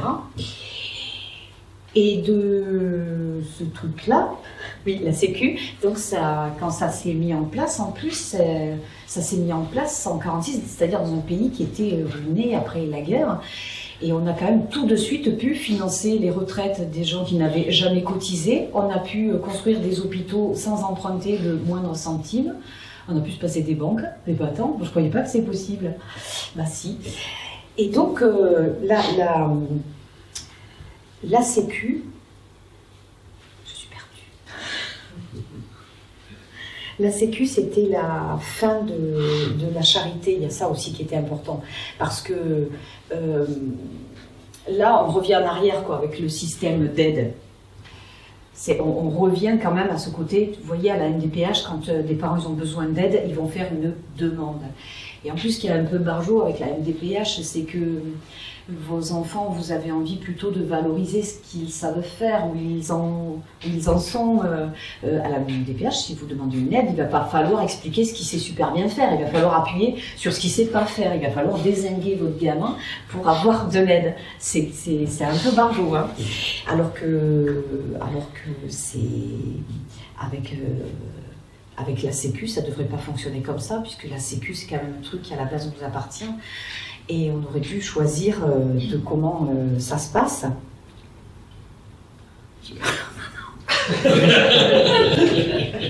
Je vais reprendre mes fiches.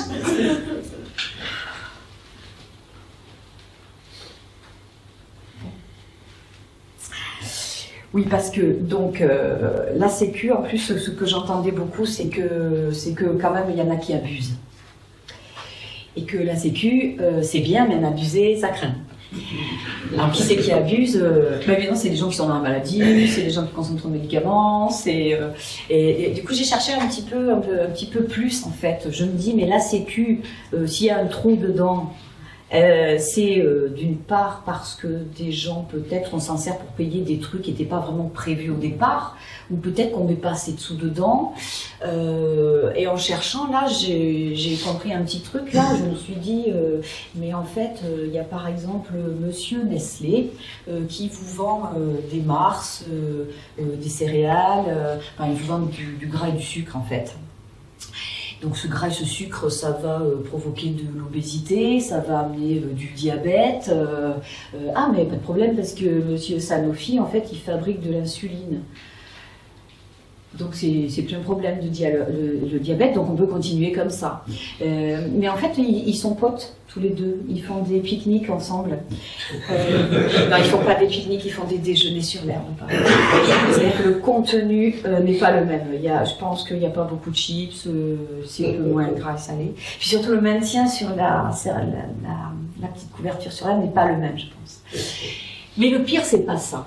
Le pire, c'est que en fait, au départ, la Sécu, tout le monde devait mettre un petit peu dans ce pot commun.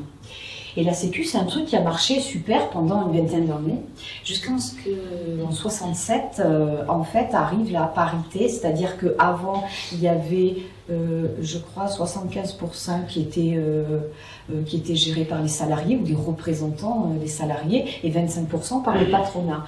En 67, il y a eu la parité, donc 50-50, et de là, en fait, c'est là que ça a commencé à bien merder, c'est-à-dire qu'on s'est bien fait déposséder de ce bien commun, et qu'aujourd'hui, on n'a plus trop de prise dessus. C'est-à-dire qu'aujourd'hui, le patronat joue plus le jeu, puisqu'il ne met pas de cotisation dans le pot. Très peu. Avec tous les allègements de charges, du coup, il met plus ce qui était prévu au départ. Aujourd'hui, qu'il y ait quelqu'un qui est un salarié qui est au SMIC, en fait, il y a très peu, voire pas du tout, de charges patronales. Donc c'est normal qu'à un moment donné, ça merde. Mais c'est pas forcément parce qu'on est trop souvent en arrêt maladie. Non, je pense pas. Par rapport à tout ça, là, au fonctionnement de la Sécu, alors j'ai eu envie de faire intervenir quelqu'un dans ma conférence. Elle va pas rester longtemps, donc vous partez pas tout de suite, d'accord? Ça va aller? Donc j'ai invité, vous la connaissez? Oui, vous connaissez? Tout le monde connaît Christine?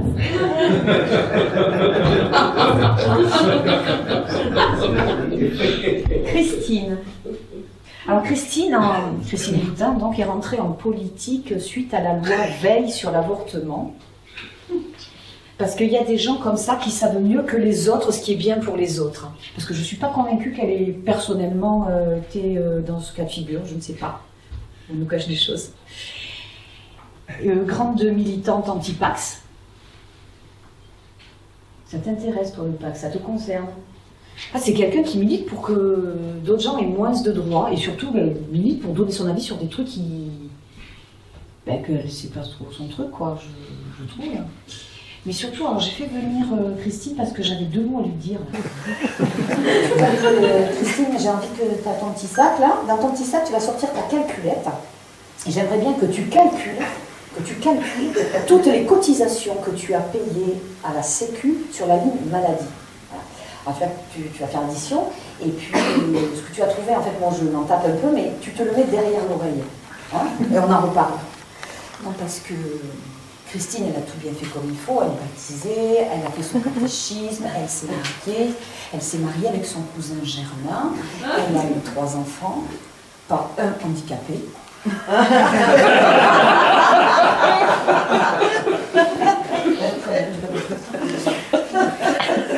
Bref, les 3 enfants, pour ces 3 enfants, elle a eu un suivi pour sa grossesse.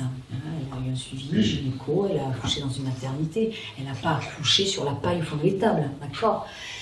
Et que globalement, en fait, le suivi d'une grossesse, ça coûte environ 15 000 €. Si tu rajoutes une péridurale, tu rajoutes 3 000 balles. Non, je sais, pas toi. Tu enfanteras dans la douleur. Enfin, on n'a pas les mêmes mœurs, mais non. Peu importe. Mais en fait, 3 grossesses, quand même, grosso modo, je te le fais à 45 000. Ça marche? 45 000, 3. Maintenant, j'aimerais que tu compares ces 45 000 € aux chiffres qu'il y a derrière l'oreille. Que tu t'es mis derrière l'oreille. À mon avis, tu vas voir que ça fait un peu comme ça. Non? On va la laisser réfléchir. On va lui dire au revoir. Au revoir.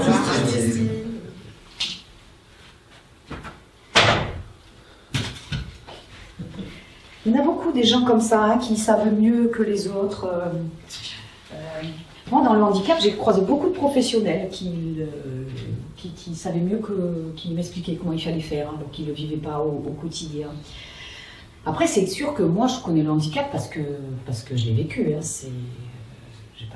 Ça m'est tombé dessus. Enfin, du coup, j'ai compris plein de choses. Mais si j'avais pas été parent d'enfants handicapés, si j'avais eu une copine qui avait un enfant handicapé, par exemple, je crois vraiment, je crois que j'aurais dit tu as du courage. Ah, moi, ce que tu fais, je pourrais pas. Non, tu me touches beaucoup parce que je te trouve vraiment admirable. Après, c'est vrai, je te trouve un peu fusionnel des fois quand même, tu vois. Et puis tu es tout le temps à t'occuper de lui, là. Des fois, tu dors avec lui, tu me dis, tu lui fais sa toilette intime, là. Non, c'est pas... Non, moi, je comprends pas. Je comprends pas. Je comprends pas comment on peut avoir un gosse handicapé. Comment on peut foutre sa vie en l'air pour avoir un enfant handicapé. Alors ça m'a été dit en vrai, pour de vrai. Vous savez qui c'est qui me l'a dit? Je vois que c'est quelqu'un que certains connaissent. Je vais vous expliquer. Moi, ça fait bien 7-8 ans que j'y pense à la faire, cette conférence gesticulée. Parce que j'avais vraiment envie de dire des choses, de creuser le sujet aussi, de comprendre un truc et surtout de le partager avec d'autres, quoi. Et j'avais envie de faire cette conférence gesticulée, mais avec Tom, c'était quand même très compliqué. Et puis, quand Tom est parti, c'était encore plus compliqué, en fait. Mais quand même, ça me titillait, donc de temps en temps, régulièrement, j'allais sur le site quand même de l'Ardeur voir. Et un jour, je vois qu'il propose sur 3 jours, initiation aux conférences gesticulées, et de montre une anecdote, voilà. Et je me suis dit que c'était vraiment l'idéal pour moi, parce que ça allait me permettre soit de raccrocher les wagons, de me rassurer, de me dire t'es cap, t'y vas, ou soit de me dire bon t'es pas cap, laisse tomber, maintenant tu tournes la page et tu passes à autre chose, quoi. J'ai raccroché les wagons, je suis là, j'espère, c'est cool, moi je suis super contente. Et en étant à Germe, c'était la première fois, moi, que je sortais de mon précaré. C'était la première fois que j'allais rencontrer des gens qui n'étaient pas dans le handicap. Et j'ai rencontré plein de gens avec qui j'ai beaucoup parlé de handicap, des gens qui m'ont posé beaucoup de questions pour comprendre, et c'était super. Alors des questions loin, qui sont pour moi des évidences, tu vois, mais... Et notamment, j'ai beaucoup discuté avec Franck Lepage, qui a l'initiative des premières conférences gesticulées. C'est Franck qui m'a dit cette phrase. Alors évidemment, il ne m'a pas balancé comme ça, hein, c'était au cours d'une discussion, et c'était vachement chouette parce que... Franck m'a dit plein de choses que j'avais déjà entendues, des réflexions de gens qui sont loin du handicap. Et puis, il m'a dit des phrases comme ça que beaucoup pensent, mais qui n'étaient pas dites, et ce qui m'a permis de pouvoir répondre et discuter de ça. Parce que qu'est-ce qui se passe ?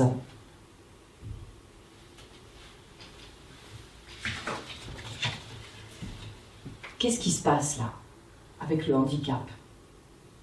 Je veux dire, Franck, il est très loin du handicap, parce que c'est pas son histoire, c'est pas son vécu. Il y a d'autres domaines où il peut avoir, par exemple, il a des analyses très fines que moi, je ne lui arrive pas à la cheville. Mais sur le domaine du handicap, c'est pas son histoire. Mais là où on est raccord, je crois, avec Franck, là où on se retrouve, c'est que dans une conférence gesticulée, c'est un point de vue situé. Chacun parle de là où il est. Et qui qu'on soit, où qu'on soit. Et notre expérience de vie, elle a forcément plus de valeur que l'expertise de quelqu'un qui n'a pas ce vécu-là, même s'il a plein de diplômes. Et nous, quand on est parents d'enfants handicapés, de par notre histoire de vie, notre expérience, on développe tellement de savoir que petit à petit, en fait, on devient des spécialistes de nos enfants. On sait faire, on comprend, on va détecter le moindre petit détail chez nos enfants. Et ce qui est dommage, c'est qu'on n'est pourtant pas entendu comme tel. Pourtant, je trouve vraiment que c'est aux enseignants à se réapproprier l'école, c'est pareil. C'est aux ouvriers à réorganiser le travail dans leur usine, c'est aux agriculteurs à repenser l'agriculture, etc., etc. Donc aujourd'hui, en fait, moi, je n'exerce plus la profession de parent d'enfants handicapés. Je n'ai pas choisi de l'exercer, je n'ai pas choisi de ne plus l'exercer, c'est comme ça, je ne l'exerce plus. Par contre, il y en a un paquet là, qui continue d'usiner, gratos, hein. Ils sont toujours pas payés. Donc en fait, moi là, j'espère avoir levé un peu le voile sur le quotidien des parents d'enfants handicapés.